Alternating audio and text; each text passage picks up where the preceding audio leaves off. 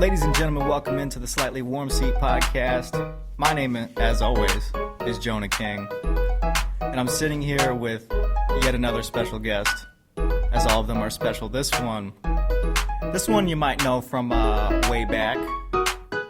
Mark Lombardi-Nelson, how are you doing? I'm good, man. It's good to be with you. Hello. Been a while. When's the last time you've been on campus? We've been playing ball every Tuesday, Wednesday kind of thing. So probably during the last day? week. No, 8 at night. 8. They play at night. Kids from the south side. You talking about volleyball or basketball? Basketball. So I was I here last week. I was literally out there, I think, last Tuesday. You probably saw my little brother then. Yeah, he's been good. Possibly. I played, they had 2 courts going at once. Oh, no, this is only one court going. Okay. That was probably a different week then. Probably. But yeah, I've been playing every now and again. I haven't had as much time. I respect it. You didn't make time for it. It's cool. I know. You been playing ball though? Only a little bit. Only because my little brother likes to play. He's with me these days, so it's cool. He's a killer. You making shots still, or is it a work in progress? What do you mean? You making shots? Barely. Barely. Yeah. No, I'm not a good ball player. I just have some height. I mean, that's part of the battle. But how's the real world been treating you? Real world's great. Graduated. That was good. Highly recommend that. Was it 2 years ago you graduated? May of 2014. It's coming on 3, dog. That's 3. Yeah, it's 3, and it's good. Spent a couple of years doing some stuff. I ended up working at a couple of software companies and doing software sales. Worked at a predictive analytics company, and that was really cool. And then I worked for a cybersecurity company. Stayed there for about 18 months to 2 years, and then decided it was probably about that time to just do my own thing. So I built a company that leverages web development, app development. We help small businesses grow their business online, and we try and work with small and medium-sized businesses. So people who are just building their business, we like to help them and work with them to get their stuff ready. So how many businesses have you gone through in the past couple of years? Personal businesses that I've built, or businesses we've worked with this company? Businesses you've worked with. Oh, so we've done 60 projects in 7 months. Whoo-wee. Yeah, so we like to move quick, deliver quality, and just work a lot. I like to work. How long has the planning process for that company been in for you? Because I know you've been thinking about making your own business while you were in college, pretty much. Yeah, it was a side hustle, to be honest. It was really cool. The company, so it's Shoot to Thrill Media. Again, affordable web development, app development, help small businesses grow online. And I was doing stuff like that, not with this company. They're just on the side when I was working those sales gigs. And I've got a business that I'm building. It's called Maslow. It's a social dining platform that turns every home into a restaurant. So imagine Airbnb for food. That's basically what I'm building. It curates every meal being made with a specific mile radius of where you are, and it pairs people together based on behavioral heuristics. So that'll be a lot of fun. Though we're still building that. Should have a soft launch around July time. Though Shoot to Thrill is my bread, butter, heart, soul. That's where I put my head down and focused. And to be successful, you should probably pick one thing, be good at it, get the snowball rolling, and then you can start branching out into different stuff. Right. Do you have a website for Shoot to Thrill? ShootToThrillMedia.com, dog. Boom. That's it. That's it. And then a lot of our work is there. And I can show, depending on the client and customer, we'll show them all the different types of builds we do, and just do custom work and make it work. And like to help people grow their business. I mean, studied entrepreneurship back in school, so kind of makes sense to start using that and helping other people grow their businesses as well as we do the same. And we're in a really good place. We've got 30 clients right now, and we're looking to get to 100 by the end of the year, and it's exciting. So with Shoot to Thrill, you were, has it all been local? A lot of it's been local. A vast majority of it's been local. We've got a couple clients that we've worked with out of state in a couple different states, and then most of it's local. And we like to keep it local, though. At the same time, we just launched an affiliate program basically to where you can get paid for sending us business as long as we maintain that business in any part of the country. So we've got people onboarding from Pennsylvania, New York, Texas, and a couple other places, as well as people all throughout Florida. We've got about 4 people going in Florida who do that, and we send out commissions for people who refer us business, and it's really fun, and we do good work, and referrals been really, really good for us. That's how we've grown so quickly, and we're only looking to keep going. So we'll probably have enough clients by the end of May, middle of June to start hiring, and so that's really exciting.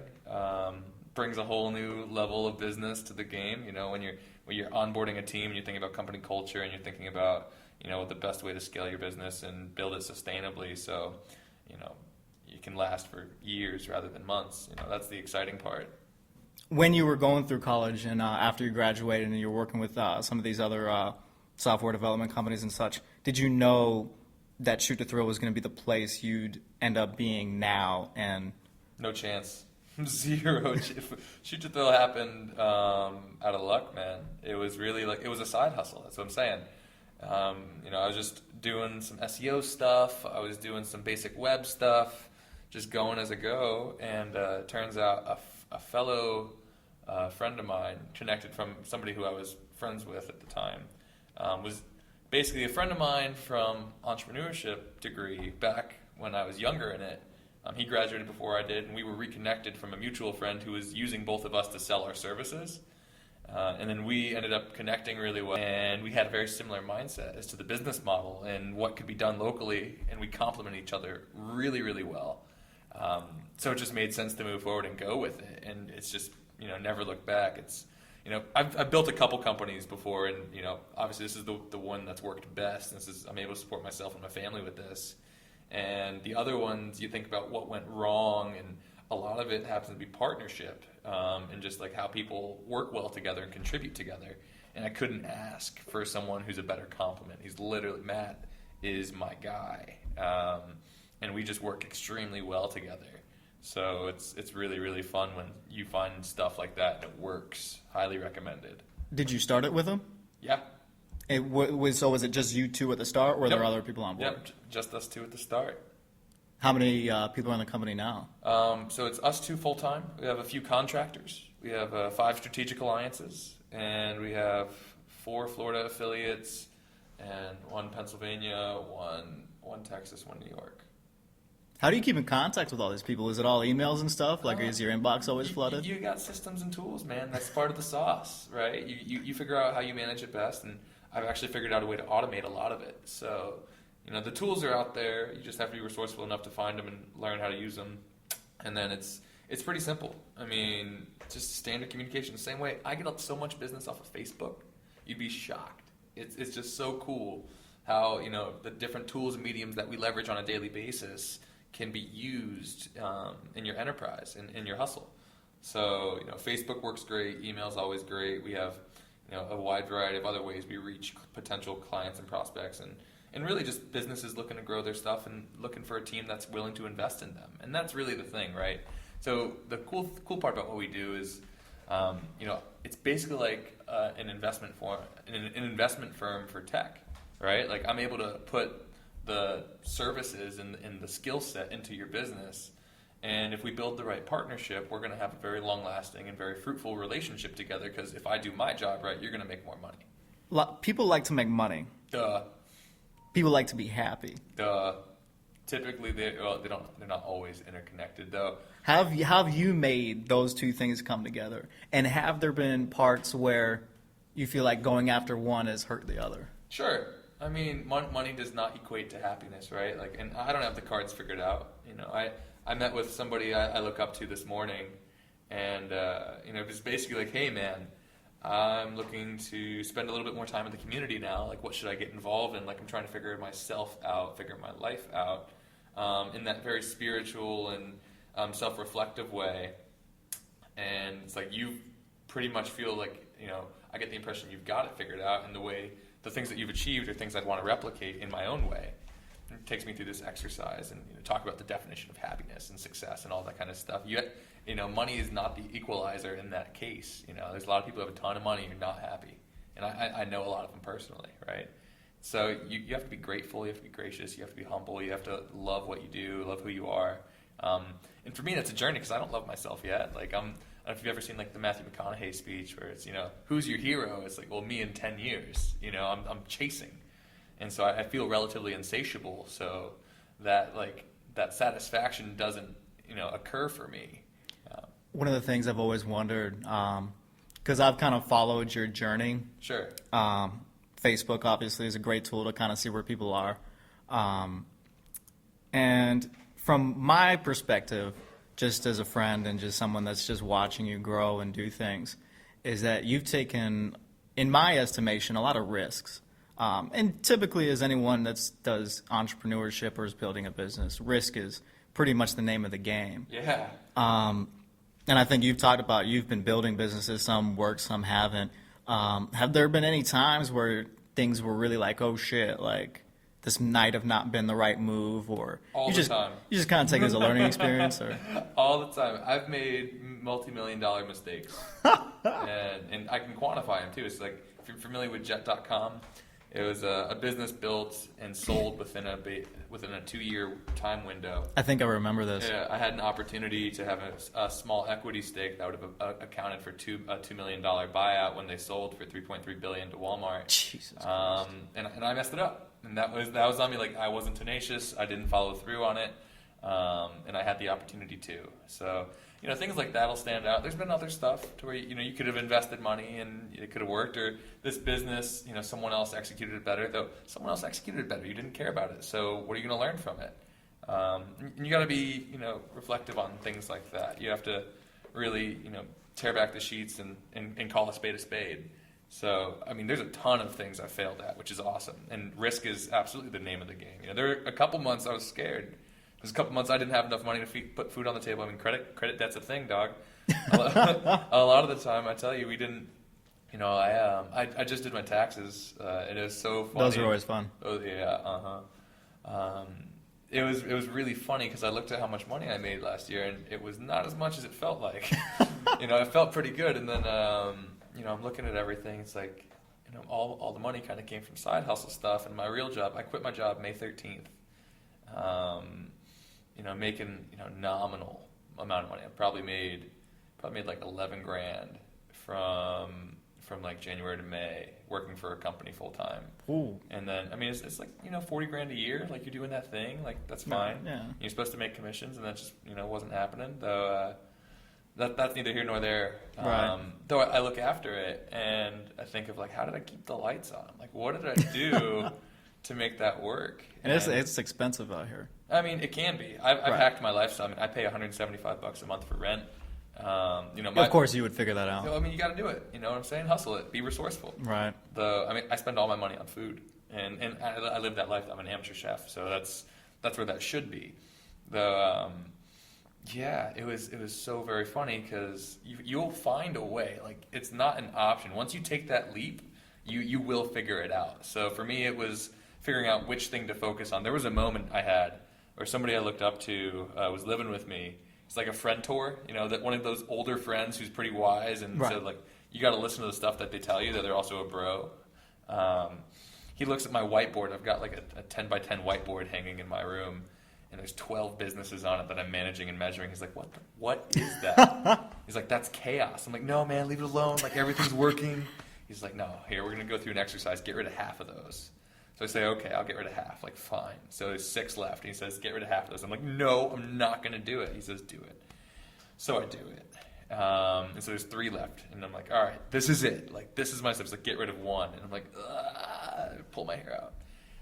And so there's 2 things left. And it's Shoot to Thrill, which is my revenue generator. That's my easy income at the time.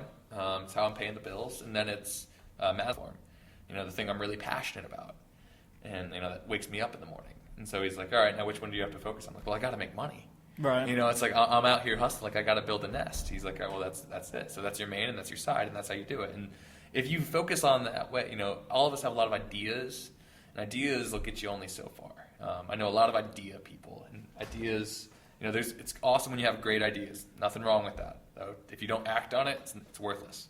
So, you got to execute on what you're doing, and that's really the difference. And when I started doing that, when I focused on Shoot to Thrill solely and made that my priority, it took off. We haven't looked back. Speaking of that kind of advice, because what I always find funny, especially with business people, I feel like, is that everyone's always looking for that right piece of advice.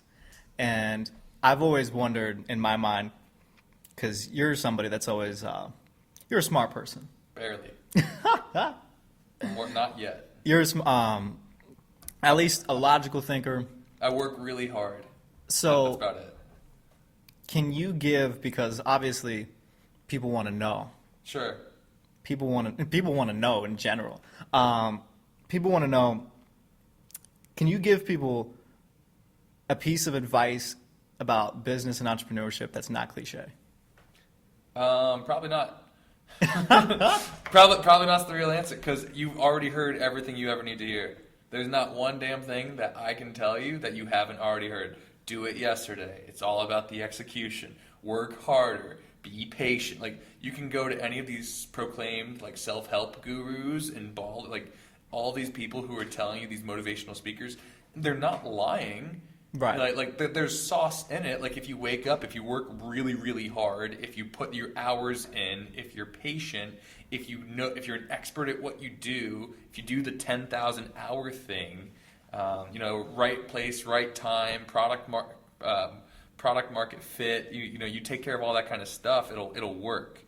The right people, right partners, understanding, legal and how everything works together. I mean, the only advice is the same stuff you've already heard. Like, start now. Like, start yesterday.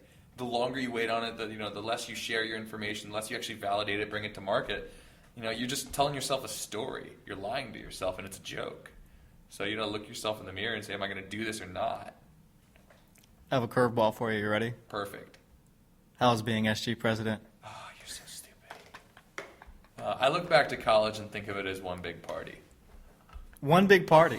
Can you give me some details on that? You were there. Yeah, for some of it, yes. I look back to college, and it was great, and there's so many good times, and we did some really cool stuff, and what have you. It was one big party. And since college, I went through a vocational program to where I learned how to code. That was what was it called? It's called the Iron Yard. The Iron Yard. And that was extremely valuable. And so it really just depends on why you go and do things, because I don't necessarily know if I want to get into that conversation on a university podcast. So, just depending on what the purpose you want to have, right? Critical thinking is extremely important. So if you're spending all this money to go here, like, leverage it. You've got really talented people and really intellectual people. Spend that time challenging conventional norms, pushing the status quo, as some would say. Though, exercise your mind and, get out what you would need, learn how to be creative, learn how to, test anything that you want to test here while you're in the sanctuary of a school. Like, it's not the real world here, man. This is true. It's so funny. People, and I see it now because, it was so easy here. Oh, yeah. Like, I crushed it here. Like, I go out into the real world, and we're doing well, though. It's so very different when you walk into a meeting and, you didn't have the right contract. You'll leave with your tail between your legs and an L for the day. You know what I'm saying? Like, right. And you don't bounce back. It's one of those things to where you really you show up to play, and it's get your licks in early, because if you're just wasting your time and dicking around and just going out and partying and spending time with friends and doing that stuff. Like, I'm not saying not to do that. We do that too. In fact, it's better when you get out. It's way better when you get out. You have a lot more autonomy, and you have that control, and you really become who you are. That 21 to 25 is probably the best years of your life. Though that's only because those are the only ones I've experienced so far. I'm sure the 30s are awesome. Though the growth period is really what I'm referencing. When between 21 to 25 is so different than anything you go through. Like, you really finish evolving as a person, and your values are pretty much set. So that's a fun period of time to go through with certain people, and yeah, it's very different, So college days were fun. There's one big party, and now the fun has begun. What's really funny is you were saying how college isn't real life, and me and my friend John was on episode 4 of the podcast. We were talking about this one time, or he was telling me, and of course I agreed with him because I've come across the realization as well, is that even this campus especially, and most college campuses in general, is kind of a safe space in the sense that there's not a lot of risk. Typically, if you do things, there's a lot of reward. But if you think about it, you're not sacrificing anything. That and everything is there for you, like Presented, ready for you to leverage. You don't have to ask the hard questions. You don't have to find it. People are just throwing it at you because they're getting paid to do so. And things as simple as food, like food, housing. Yeah, your basic physiological needs: food, water, sex, sleep, shelter. All of it's right here. Everything. Some of those is more than others. Everything is, and that's exactly right. We were talking about this, and he's like, I think one of his best pieces of advice, you'd probably agree with this, is you got to get uncomfortable. You have to get in positions where you haven't been in before, because that's usually what you find once you leave college and everything is comfy, everything's cozy and stuff. And it's real easy to stagnate that way.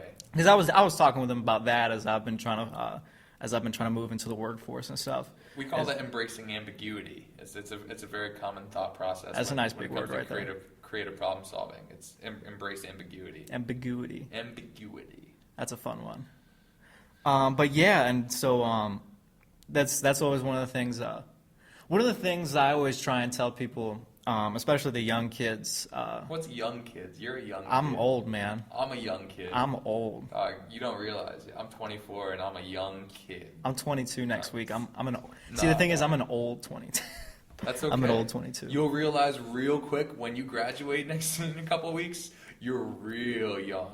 I can't run as long as I used to. Yeah, let's talk about that, man. You're about to graduate. What are you doing with your life? Man, it's a good question. What am I doing with my life?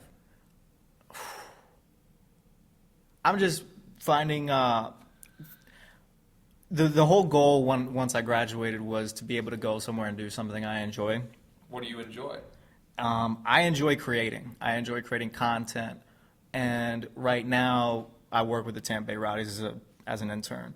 And it might be really simple stuff like where I'm going to a game tomorrow and filming the game for the coach. And like the coach's tape, they need someone to film the game from a high angle, and it's really simple. You just kind of follow it back and forth. Most people could do it. But I kind of take pride in anything that I do because I want it to be the best. Sure. And anytime I create something and put my name on it, sometimes you do things because you have to. But when I know I'm going into something and creating something that I have pride in, I always try and spend a lot of time on it. I think an example of that, as I'm kind of building my portfolio and whatnot, was Dan's Marathon had come around. This is the third year they were doing it, and we kind of do this little thing where people are saying why they dance, and it's things like simple videos like that where it just looks really simple. There's a lot of things that go into the pre-production planning of that and the actual production, and to create something that looks really clean. Sure. Takes a lot of effort, and hopefully the companies and businesses I'll be applying to very quickly, and the ones that I already have will see that, hey, this guy's got a lot of new ideas. Podcasting, what I'm doing right now, is actually something just another thing where I can create something a conversation for people to enjoy. Yeah, no, it's cool. Make sure when you're applying to that stuff, go in person. Make sure you have the referral in. Makes a huge. There's really like no point in applying online without like ever making a connection anymore. You'll have zero purpose. So yeah, I mean, anytime that we've worked with people, they've taken an interactive approach, and we brought them on as an affiliate or as a contractor, et cetera. So anyone, if you're trying to get a job, don't just click the button. You know what I'm saying? Go make an introduction for sure. So that's fun. But a lot of it has really been learning and kind of watching other people and stealing ideas and stuff. That's the best thing you can do, man. You don't have to reinvent the wheel. Of course. It's totally cool. Yeah, like I've always been impressed with people's resumes these days, and kind of how that's changed. The whole how resumes are becoming more interactive. Yep. And it's an experience. Everyone's pretty much moved to an experience mindset, which is perfect because that's the whole point. The entire point of everything we do, it's interactive. It's an experience. It's something that you share between one person and another, or one product and a service, one business and a customer. It's an experience. It's a relationship, and it's interconnected. So you have to do that. But yeah. So yeah, to answer, the real answer to your question is I just want to make people happy. doing the best job that I can. Done a good job. I'm feeling happy right now. Thank you, man. I try. Yeah, you succeed. Do or do not. There is no try. Yes, sir. Yoda. Have you? Are you ready for episode? I'm personally not ready for episode 8. Episode 8. Star Wars. Oh, I'm like, I thought this was episode 9. This is episode 9. No. But yeah, have you seen the trailer yet? I'm not. Oh man, have you seen episode 7? Yeah. Of course. Like, I felt like they just like leave you hanging at the end. Right. Yeah. And I'm just like, I mentally, I still haven't recovered from that watching it. Like, it's amazing. People were. Did you enjoy the movie? Or were you on the bandwagon of people that were like, oh, this is exactly like the 4th episode? No, I don't jump the bandwagon. I appreciate it for what it was because it was a great way to introduce the entire saga to the newer generation. So you can't be selfish, and you gotta recognize that Disney knows what they're doing. And they knew we were gonna buy the tickets anyway. Yeah, they didn't care. And they want to set up the timeline so kids now will be like us. So they've got the next trilogy that they come out with. Oh, It's a money game, Papa. And it's good, though, because I'm totally down with more Star Wars movies being made. I'll watch Star Wars till I pass. Any hobbies? Anything you've been just chilling and doing? Kite surfing. I was going to say, do you have time to do these things anymore? Absolutely. I'm taking Monday, Tuesday, and Friday off next week so I can just go kite surf. Kite surfing? Yeah, you got to follow the wind. What's kite surfing? You basically take an 8 to 19 meter kite, pump it up, throw it in the air, and then attach a wakeboard to yourself, go out on the water, and just rip it up, man. How many views did you get on that video of you absolutely eating shit for... Over 10,000. That's right. I'm a meme. It's okay. It's a bucket list, right? Everyone wants to be a meme at least once. You handled it very well. Right. It was.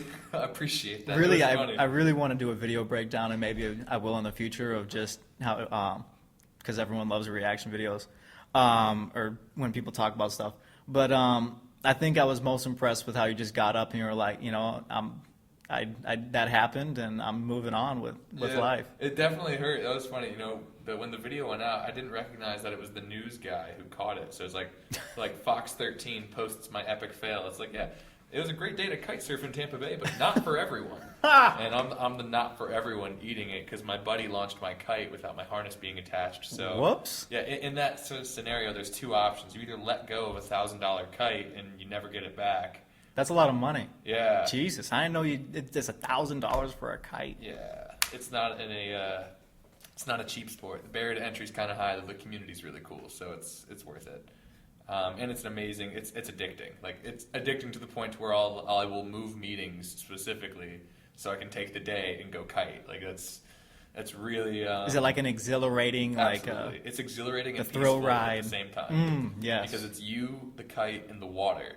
And you have complete control, and it's thrilling because you can go 30 miles an hour on the water, just crushing it, just with the wind, and then it's just so peaceful because it's only you, and it's just the relationship between you and the water, and that's awesome. So I've been doing that, been cooking, dancing, playing some music, and just building companies, and that's pretty much my life. I have a wonderful girlfriend I'm going to Cuba with, and that'll be awesome, and then homeschooling my little brother, and that's a lot of fun, and just grinding. Trying to make sure he doesn't become a homeschool kid. Dude, he is a homeschool kid.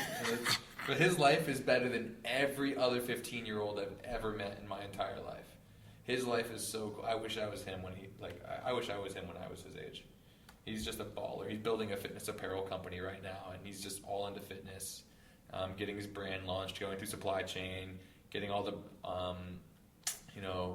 all of the materials and all the inventory set. And he's actually a web developer in training, so he's going to start working for my company. At 15? Yeah. He's went through all of the coursework, and he's learning how to code, and it's just dope. It's the coolest thing in the world. That's really the craziest thing about the world now is my little sister is like 8 years old now, and they've already they've already had little mini I don't know how in depth they went. But I mean, coding is already a thing. Oh, and she's like 8 years old. Yeah, like, people Jesus. our age who can't code are gonna. Yeah, it's gonna be like the boomers who don't know how to get on a computer. That's what you're gonna be like if you don't know how to code. Yeah, it's so fun. At least to a basic level. I'm not telling you have to be great at it though. It's gonna be commonplace knowledge for Gen Z. The people who are the kids right now who are kids to 15, like it's pretty much commonplace. They're going to be exposed to it. They're going to know how to do it, and it's going to allow them to create. And really, that's all it is. It's a tool. It's a skill set that allows you to be more creative, and that's the best thing in the world. Like the world goes to the creators, Oh, of right? course. You know, it's anyone who's building products, challenging norms, you know, building new services, making things easier to use, or you know, disrupting the way that people think and doing it in an enterprise level way. That's the sauce, man. That's where the money's at. That's where the happiness is at. That's where fulfillment. That's where, you know, the change is, and change is good. Change pushes us forward. So, yeah, those who can create win. Highly recommend it to those who are just kind of sitting on their. So how long do we have till you're on the Fortune 500? Not if I do my job right, I'm not going to be on the Fortune 500. If I do my job right, I will be absolutely low key, running multiple companies, having the life that I want with no publicity, because that's not necessary. That is a nice. Yeah, that is a nice life. I don't want to be. Was there ever a time you were like, I'm gonna like that? That was not the goal, but like, or maybe it was the goal. I don't know. Was there ever a time you were like, I want to make $1 gazillion? Yeah, though for different reasons. I mean, I still want to make $1 gazillion, though. It's not. It's hard to make. It's hard not to to make have $1 gazillion. It's to go build other cool things. Like Right. It's like the Elon Musk story, right? Yeah. Like he sells PayPal, makes $100 million, and what does he do? He spends all of the $100 million on the next 3 companies, which you know today is SolarCity, Tesla, and SpaceX. It's really hard, though. I think. I mean, you would think like, oh, to make like after you've made millions and billions of dollars, like, oh, that your life is easy. But you look at those people, and we kind of expect like any small screw up out of a Mark Zuckerberg or an Elon Musk is going to be like. Even, like not just business wise, but character wise. Like your life is constantly like Judged. Yeah. You're on. You gotta not care about that. Yeah. That's really the sauce. Granted, I mean, maybe partially is to my reason why I have no desire to be in the public eye in that way, because I don't feel that I'm, you know, subjected to anyone's judgment per se of what they care about. It's the values that I have and how I can impact the community around me in a better way and leave it better than I found it. And so if I could just keep building things, and there's always a solution, you know, to the problem that's at hand. So if you can build that in a for-profit way, you know, you're doing the job. But yeah, it was just fascinating to me because like talking about public eye, you kind of were like I would say you were the face of the campus for a good 2-3 years. Probably the year before I came here, and then the 2 years I was a freshman, sophomore here. Like I had heard about you before I even met you. It was one of those things where like, oh, there's a newspaper article about our president, controversy this, controversy that, and Shit. I never read it. Sorry to hear that there was controversy. There's always controversy. People are drumming up something. You don't have to. It's really easy when you leave. Just put your head down, do good work, and Right. that's what I'm saying. Well, yeah, not like it's that. And that's what's funny now is like you say Mark Lombardi-Nelson. Only the old of us know. Like the young kids, like who's that? That's good. Well, some of them might be like, oh, I've heard that name before, and it's like, yeah, he did some stuff. I always try and tell people free printing, because if there's any legacy that really matters, that everyone uses. Because that was always my argument is like, Mark was a really good president. Like, I can print for free, and it's really easy. Yeah, I mean, stolen idea, dog. We looked around the state. Everybody else was doing it. Said, why not? The printing program I built was horrible, by the way. I commend anyone who kept it after I left, because I did not have the right infrastructure to keep it going. So it's really people like you who are like, what? What do you mean I don't get it? Because the students would have like freaked out if they stopped getting it. So, and I knew that. Right. Like I knew I didn't do it right. That once I gave you something, if we Right. take it away, everyone's gonna get pissed. Right. But the thing is like once you have something, then you can improve upon it. Yeah. Like, but it's if you don't have it first, you notice. You're like, I wish this was here. Like people are always like, oh, I wish this was here. And it's Dude, like, the wakeboarding program is probably my proudest moment. were you a part of starting that up though? Oh, that was 100% leverage on my end. There was just some stuff that needed to happen, and we made the right things move. And I had Is it still around today? I think so. I mean, I hope so. I know the boat's still here. You all Yeah. still have the same gear, so I would imagine though. I went wakeboarding like my sophomore year, or maybe my junior year, and I was like, "This is amazing. We should do this." And so it was always in the back of my head. And then I just had the right opportunity at the right time. This was an $80,000 check later, and we bought the boats and we bought the gear, and it was great. That was probably one of my prouder moments. Oh man! Anything else you want to chat about while you're here? Dude, you're good. You're doing good work out here. I'm trying, man. Just gotta make sure that everybody knows what they're doing, and I'm happy to help anytime. So, I work out of Station House. I was invited to kind of hang out at the College of Business building, and there's decent Wi-Fi there, so it's just different. Like co-working is really really cool. So I pay like $300 a month, and I have access to a beautiful facility anytime I want with other people who are doing things like I am. You talking about Station House? Yeah. Or? And so Yeah, I that's was a curious corporate about rate. that. Yeah, so it's like students get it for like $25 a month, I hear, which is stupid. That's pretty good. It's really great. I might have 25. Yeah, I was about to say might. because the people who are out there are good people. You know what I'm saying? It's a really good intro to the business community, and people notice and they help each other out, and that's the coolest thing out here, man. The community's growing. St. Pete's a beautiful city. Yeah, it is. The more I've gotten out, getting a car really helped. So we're just being able to see the world for the first time. So any way we can invest in people who care about making this place a better place and trying to build their business here, happy to do that always. We need more wins in St. Pete.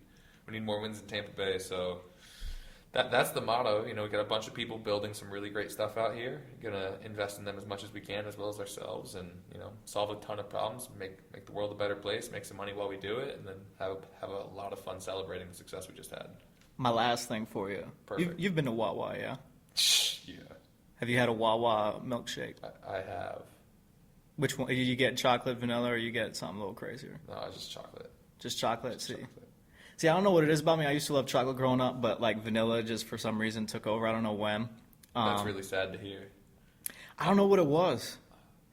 I think I had a really bad chocolate ice cream experience once, and it just ruined a lot. Like I could still eat chocolate ice cream. I just had one bad experience, and it's like PTSD. Anytime I see it, I'm like, no. Yeah, I love the chocolate. But yeah, I'm glad. I feel better now. Wawa milkshakes. I've been trying to teach people about this. It was taught to me by a great employee of Wawa once. Wawa milkshakes are the best, and that's how we're gonna end. Okay. Thank you. Much love, man. I'll see you around. Peace. See you around. Peace. See you around. Peace. See you around. Peace. See you around. Peace.